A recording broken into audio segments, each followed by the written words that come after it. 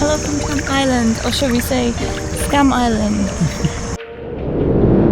Shema guys, and welcome to another episode. We're a bit ruthless in this one, but we want to show you the reality of budget traveling. Facing multiple scam attempts, we try to enjoy beach life for the next 24 hours on the Cham Islands. Once again, we start the day from our beloved base in Da Nang.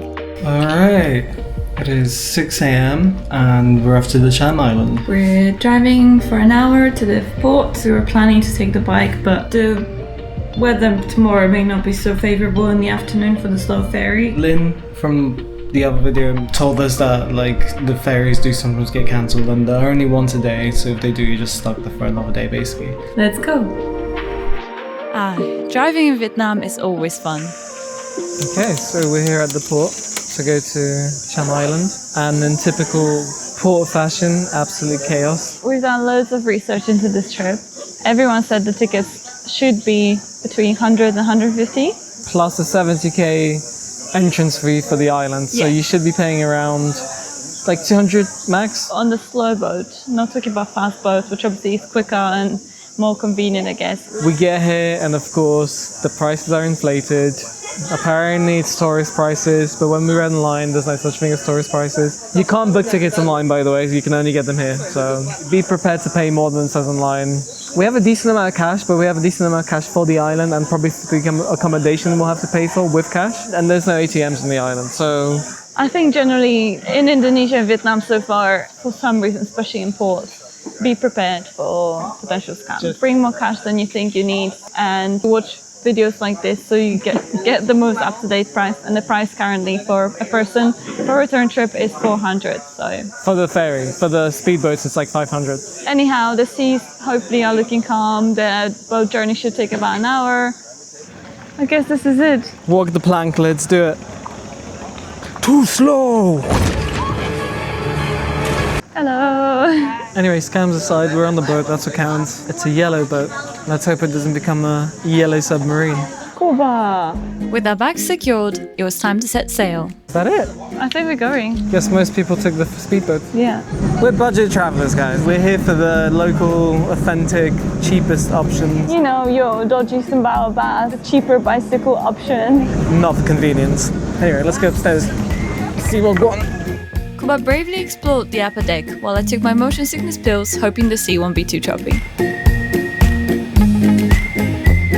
Before too long, the islands came into view, but our focus was on something else entirely. One of the members of staff literally just took a bin and tipped the entire bin out into the sea. Like all the plastic and shit just like straight out.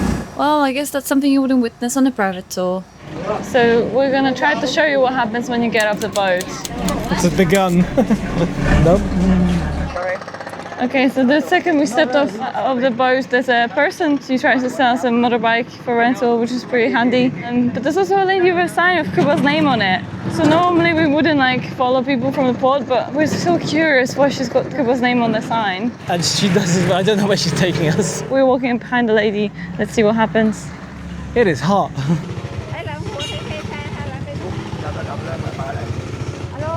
What is happening? I don't know. What's going on? What's going on? What do you...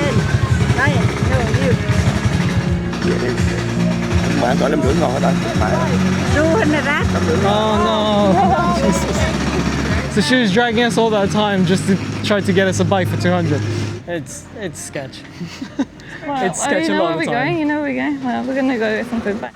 We wandered around the port to find some food and to get some perspective on the situation. It is very beautiful though. It is. These narrow, winding streets really reminded us of Gili Air.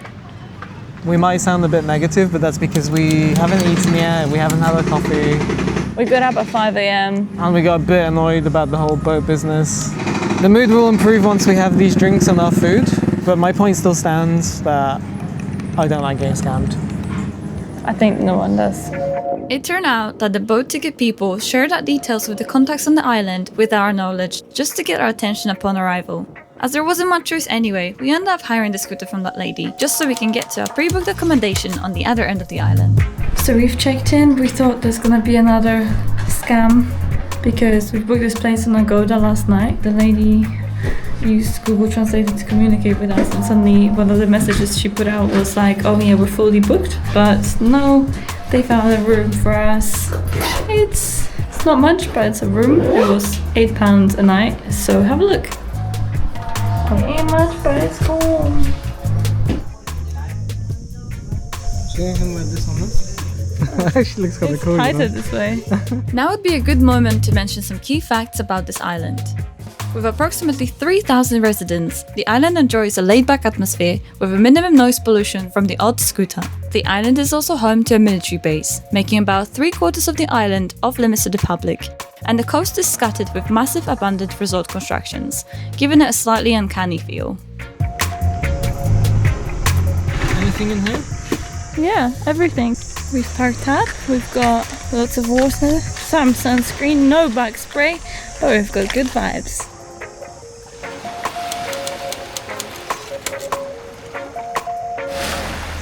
Patrz mamo, pływam w oceanie. Hello from Cham Island, or should we say Scam Island. That water is nice. Alright, we'll be nice now.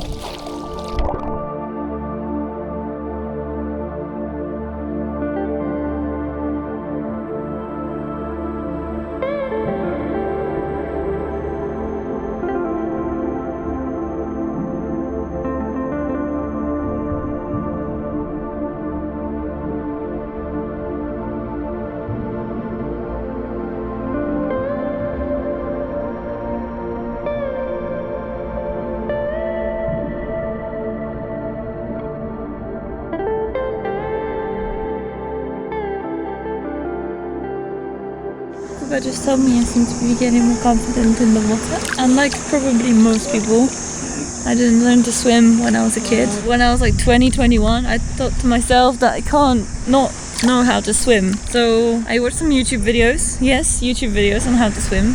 And then I'd go to the pool and swim a little. I guess I'll just swim. And coming into the sea is another beast of its own. After a couple of hours in the sea, we found a prime spot on the beach under this massive rock and away from the yellow bastard. But we hang out for the rest of the afternoon waiting for the sunset. So we were watching the sunset and abruptly it just disappeared over that massive cloud. I assume is a storm cloud. That's our cue to leave. It's been a wonderful afternoon at the beach.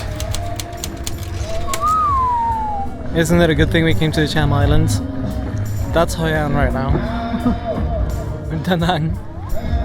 In that massive thunderstorm. And we're out here chilling on the beach, clear skies. I do have a feeling it's coming towards us though. This is our accommodation. We just had some lovely food, thanks to the host. It was so tasty and lovely. We're just playing badminton with some friends we just met. But there's trees everywhere, so we try to be in a courtyard and we've moved onto the road. Doesn't matter where we are, badminton is a thing. Let's go.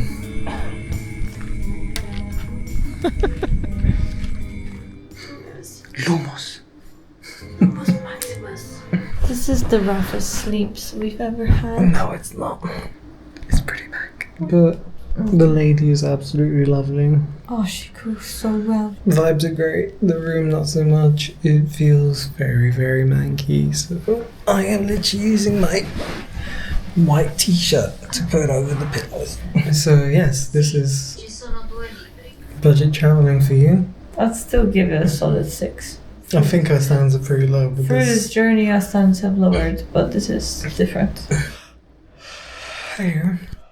So we survived the night, but It was rough. it was like a series of mini naps rather than sleep. The aircon is too strong, so around every 20 minutes or so, I had to keep waking up to turn it on, and then around 20 minutes to turn it off, because it got really hot in this stuffy tiny room. We just live in Nila homestay. We had such a lovely time, despite not the best sleep, but it's all about the memory and experience. And Mama, She calls herself Mama. She's very much like a granny vibe, and just as we're leaving, she gave us a free bottle of water and everything. So very wholesome. Anyway, the adventure continues. Oh yeah, there's no way I'm doing that. Thalassophobia is real. I would need to swim out a bit further to see the corals Kuba desperately wants me to see. No, I want to film you. There she goes.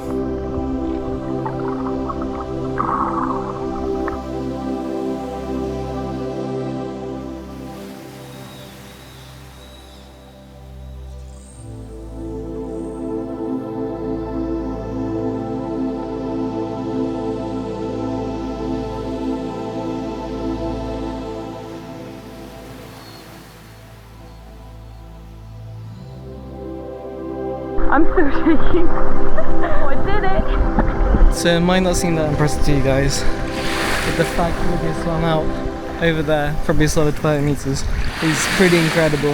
Very proud of her. You know, someone who's so terrified of deep water that, you know, it really took a lot of encouragement, but she overcame her fear and she actually did it. So right there, you've got someone who's learning to overcome their fears in the most awesome possible ways. So I hope you're all proud of her as I am, and give it a little thumbs up for Lids because she's awesome. Wow. Ale to agresywnie rzuca. And just as we were getting ready to leave, we were faced with one final test. What's above us? It's above us. Ah! Why did you have to stand here with the selfie stick to defend our belongings whilst Lids packs us up? Well, we took that as a cue to leave, and we had just enough time to plan a little something for you all before boarding the slow boat back to the mainland. And with that, our time on Cham Island came to an end. Despite mixed vibes, we made new friends, conquered a major fear, and kept our integrity. Until next time, bye!